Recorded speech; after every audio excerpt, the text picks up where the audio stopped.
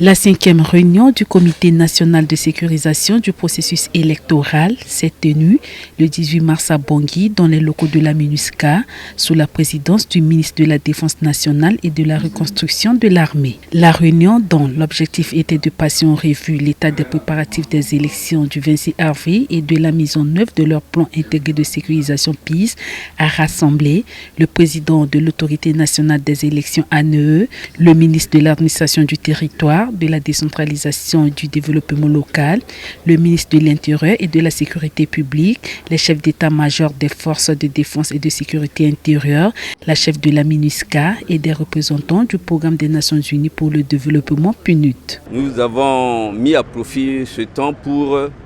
faire le bilan du quadruple scrutin du 28 décembre 2025. Et à ce niveau, il y a un motif de satisfaction parce que les élections, ce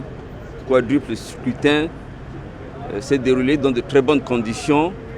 à part la zone de Bamboutu où il y a un petit problème. Par la même occasion, remercier ou féliciter tous les acteurs. Nous avions félicité l'ANE, la MINUSCA pour son appui multidimensionnel, sans oublier les forces de défense et de sécurité qui ont bien sécurisé les élections. Et ensuite, nous sommes penchés, c'était le point principal, sur l'état des préparatifs, sur le plan opérationnel et sur le plan sécuritaire. Les élections du 26 avril 2026 concerneront 4 scrutins combinés, le second tour des législatives ainsi que des élections législatives, régionales et municipales partielles. Elles mobiliseront 1 240 940 électeurs, soit 51,7% du corps électoral répartis dans 3 435 bureaux de vote.